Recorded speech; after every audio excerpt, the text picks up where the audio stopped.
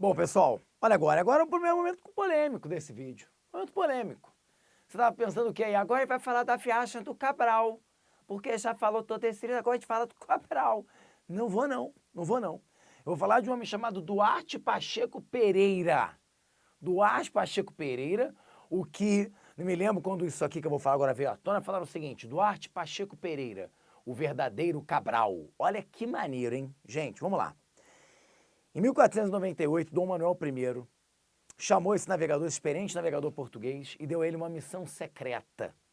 Qual era a missão secreta de Duarte Pacheco Pereira? Olha, Duarte Pacheco Pereira só pode ser uma novidade para você, mas se você viajar para Porto Seguro hoje, for lá no Museu do Descobrimento, você vai ver um quadro desse sujeito bem grande, gigante, um molequinho desse tamanho, tá? Um negro bonitinho, como é que fofo, o cara que me explicou a história dele lá, eu já conhecia, né?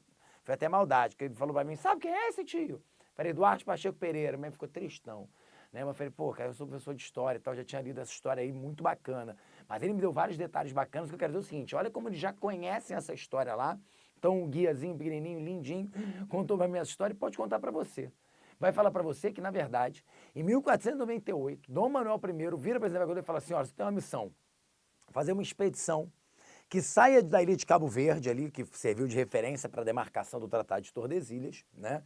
E navegar até lá, até as 370 léguas, para a gente saber exatamente o que nós encontramos, o que temos aí. E é exatamente, gente, nessa viagem que esse sujeito, esse navegador português, chega lá no litoral norte do país, tá? Vai navegar ali alguma coisa próximo do que seria hoje o Maranhão, né? Pará ali, Maranhão, aquela parte lá do extremo norte do país. Vai navegar, vai chegar até a foz do Rio Amazonas, vai chegar até o que a gente acredita ser a ilha de Marajó. E aí? E aí ele vai relatar tudo isso. Vai voltar e vai falar, olha, é isso. Tem lá uma terra pra caramba. Tem até um relato dele aqui. Eu vou ler pra vocês um relato. Ó. Como no terceiro ano de nosso reinado, do ano de nosso Senhor, de 1498, donde nos Vossa Alteza mandou descobrir a parte ocidental, passando além da grandeza do mar oceano, onde é achada e navegada uma tão grande terra firme, com muitas e grandes ilhas adjacentes a ela e é grandemente povoada. Tanto se dilata sua grandeza e corre com muita longura, que de uma arte nem da outra não foi visto nem sabido o fim e cabo dela. É achado nela muito e fino Brasil, pau-brasil, com outras muitas coisas, de que os navios nestes reinos vêm grandemente povoados. Gente, sabe o que eu quis dizer isso para você? Porque você passou a sua vida inteira lendo a carta de Pero Vaz de Caminha, como se fosse a certidão de nascimento do Brasil. Então eu diria para vocês que essa aqui talvez seja, né, a carta, o documento de Duarte Pacheco Pereira, seja o tal, se é que isso existe, a tal certidão de nascimento do país. Então, aí você está se perguntando, caraca, Titia, não acredito. Então, o descobrimento do Brasil não aconteceu em 1500? Pois é, por isso que eu falei. Talvez a parte mais polêmica da nossa aula seja essa. Porque quando eu falei para você que a gente ia falar de descobrimento, né, eu não estou falando de 1500, a gente vai até falar, lógico, da viagem de Cabral. Mas Duarte Pacheco Pereira chega à América, relata a existência dessas terras, ok? Então eu posso entender, se aí você vai falar para mim, poxa, peraí, professor, tudo bem, então agora já entendi. Duarte Pacheco Pereira descobriu, o rei de Portugal sabia.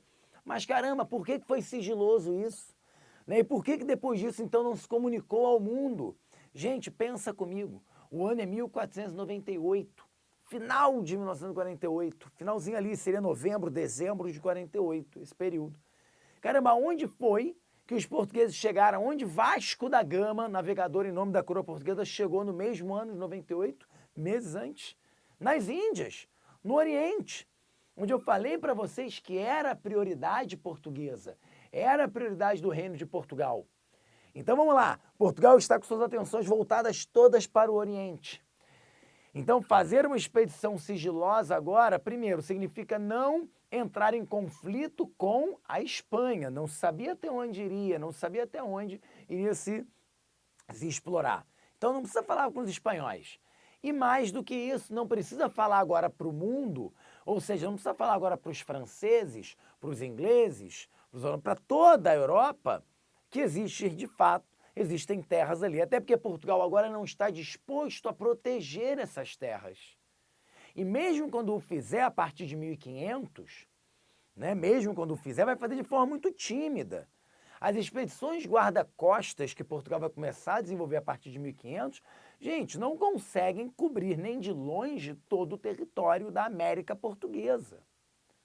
Perfeito? Então, se nem em 1500 isso foi viável, foi possível, aqui em 1498 Portugal nem pensa nisso. Final de 48, de 98, perdão, de 1498, Portugal nem pensa nisso. Prioridade total para o Oriente. Vamos mandar agora embarcações, vamos lá bombardear a Calicut, vamos garantir o controle, as possessões lá naquele lugar, onde eu espero conseguir especiarias, riquezas que vão enriquecer o reino de Portugal. Perfeito? Então, por isso, não fazia sentido naquele momento, pelo menos, divulgar isso ao mundo. Então, por isso, durante muito, muito tempo, fica pra gente a ideia de que, né, 1498, não, até então não existia esse contato e que foi em 1500 esse momento onde os portugueses chegariam a essa América e seria então fundada a América Portuguesa ou Brasil.